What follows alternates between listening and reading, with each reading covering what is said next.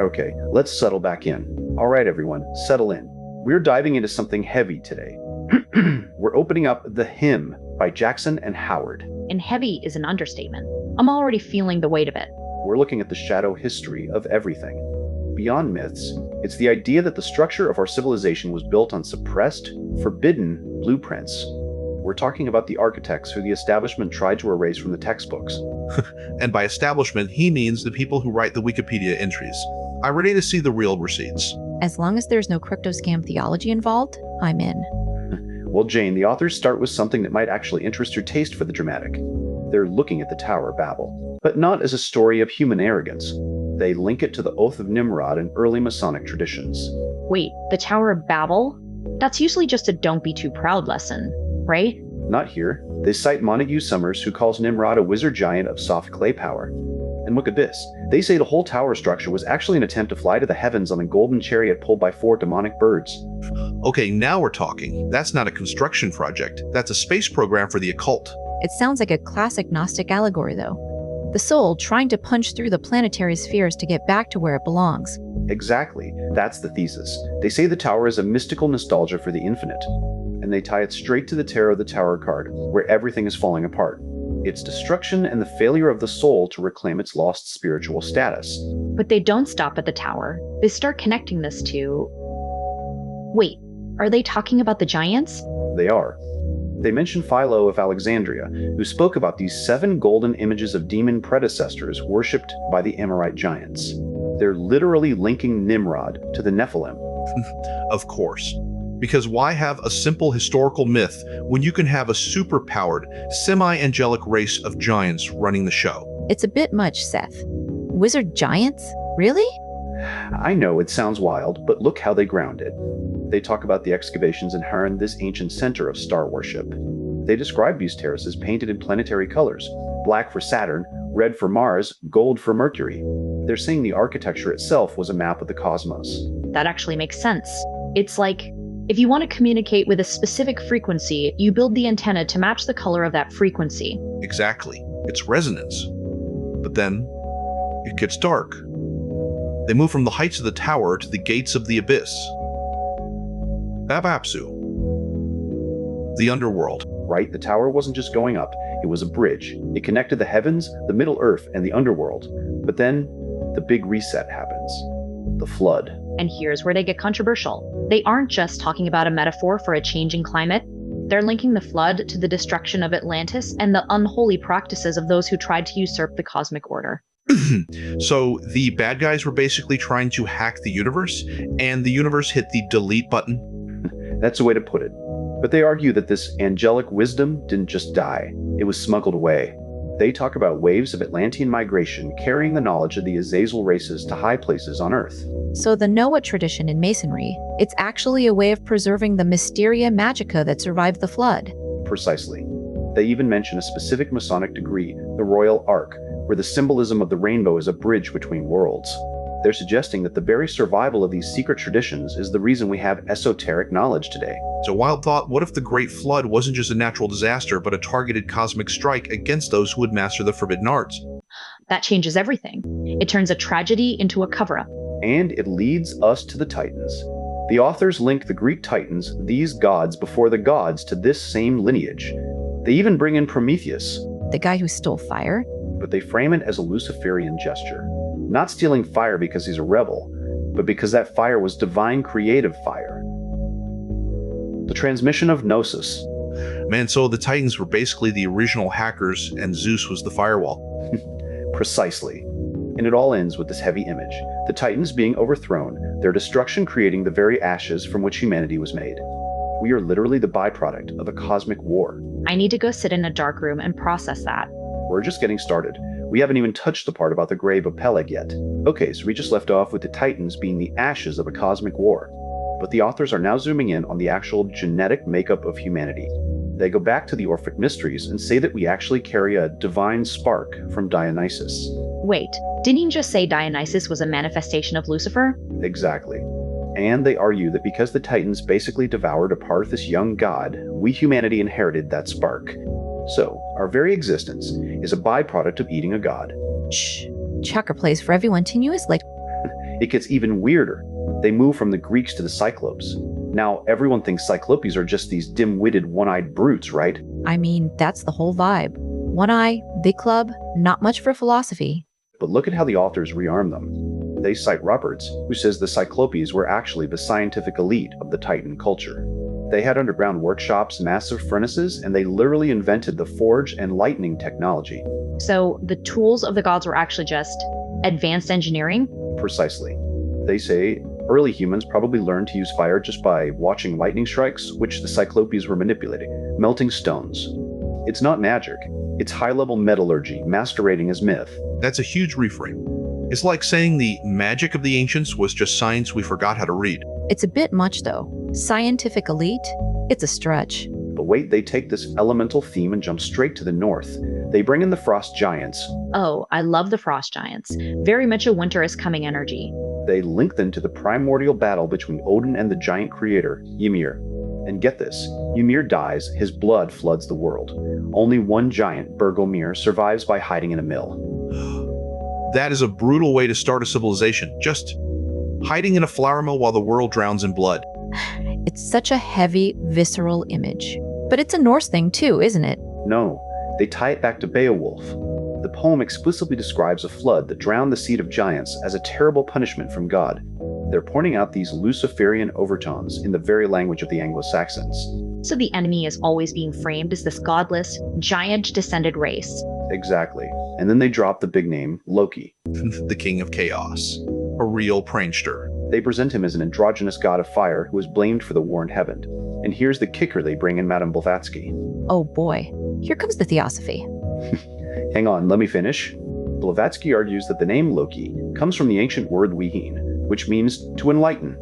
She claims Loki is actually identical to Lucifer, the Lightbringer. So the villain of the Norse myths is actually the same teacher from the Greek and Christian shadows. That's the thesis. He's the one who brings the problem that leads to the end, but he's also the source of the light. He's the father of Fenrir and the Midgard serpent, the world serpent which, by the way, some modern witchcraft traditions still worship as a deity. It's total chaos. But it ties back to what we said earlier about the shadow history.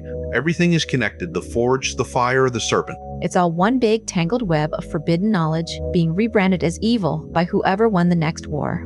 And that leads us to the most unsettling part of the chapter. The idea that the demons we fear, the Titans, the frost giants, even the Cyclopes, were actually the architects of the world. And we only see them as monsters because the new religions needed a villain. It's like the history of the world is just a series of successful PR campaigns by the victors. And the authors suggest the next big PR shift is coming. They talk about the great year, the precession of the equinoxes, and how the stars themselves dictate when the world will be swallowed by fire or water. So no matter how much we enlighten ourselves, the great year is still coming to hit the reset button? According to Berosus, when the planets align in Cancer, the waters take the world. In Capricorn, the fire takes it.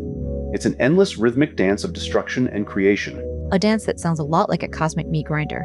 But there's a glimmer of hope in the middle of all that carnage. They end this section with the symbol of the fish, the ichthys. The Christian symbol?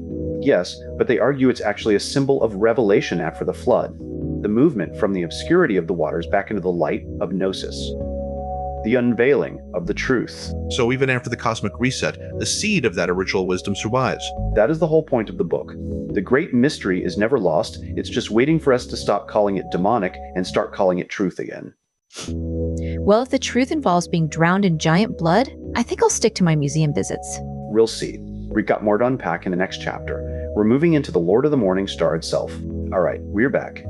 And we are moving from the cosmic wars and the destruction of giants directly into something, well, something much more intimate. And frankly, a lot more scandalous.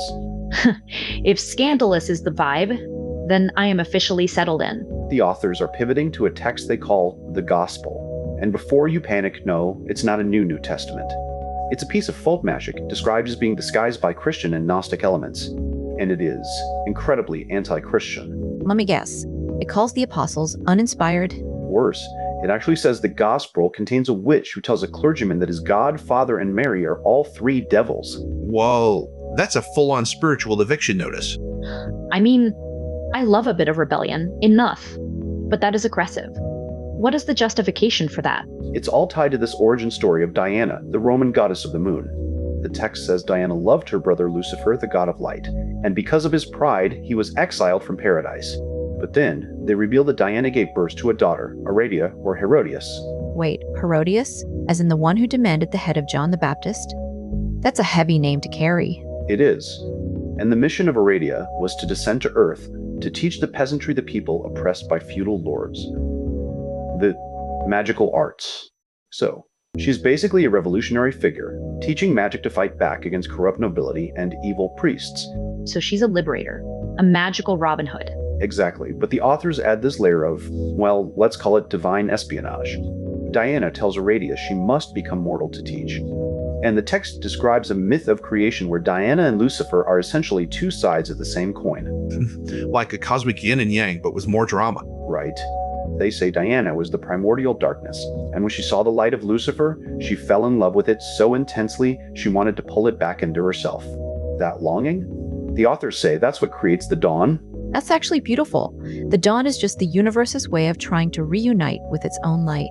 But there's a catch. Lucifer, being Lucifer, fled her presence, like a mouse running from a cat.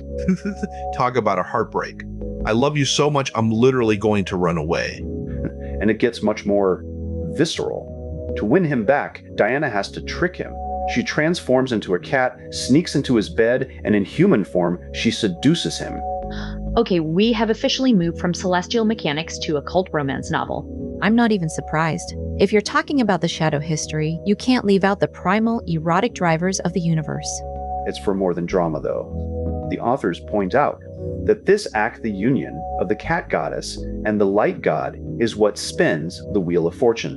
The rhythm of life is driven by this enchanted, broken connection.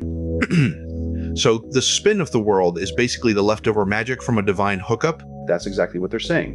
And they tie this to Giordano Bruno the philosopher burned at the stake. He said we can't see the sun's true light, only its shadow, which is Diana, the anima mundi, the soul of the world, shining through the transparency of matter. That makes so much sense. The physical world is just a visible shadow of a much more intense hidden reality. But here's the real kicker. The authors are arguing that the Satan we all fear, the one from the Bible, is a complete fabrication. A political smear campaign designed to destroy these ancient, beautiful traditions. It's cancel culture, isn't it? The church takes these powerful, elemental forces, the serpent, the lightbringer, the goddess, and rebrands them as evil to consolidate power. Precisely. They point to the Jewish tradition, where Satan is just a functional figure and angel sent by Yahweh to test Job. He's a prosecutor, not a rebel. But the authors argue that the Lucifer of the Western mystery tradition is something else entirely. Something much more evolutionary? Yes, they cite Blavatsky here. She describes Lucifer not as a tempter, but as the solar logos, the intellect within us. He is the force that drives us away from pure animalism and toward reason and divinity. He is the light bringer in our own minds. So instead of a monster under the bed, he's the spark in your brain that makes you ask, why? Exactly. He is the guardian of time and eternity. He brings the change and the destruction necessary for evolution to happen. It's a massive reframe. It turns the entire history of religious conflict into a struggle between stability and growth. And they even ground this in archaeology. They mention the Canaanite gods, Sheker and Shalem, the morning and evening stars. These were the twin children of the great mother, Asherah. They represented the cycle of death and rebirth every single day. So the war isn't between good and evil. It's between the permanent and the changing.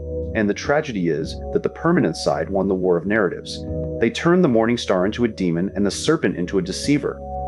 It makes you wonder what else we've been told is evil just because it's too powerful to control. Probably everything that actually matters. We're digging deep into the roots of the archetype now. Next time, we look at the serpent itself and why the very symbol of our fall might actually be the symbol of our greatest ascent. Let's take a breather. My brain is actually vibrating from that bit. Agreed. I need to stretch my legs and grab some water.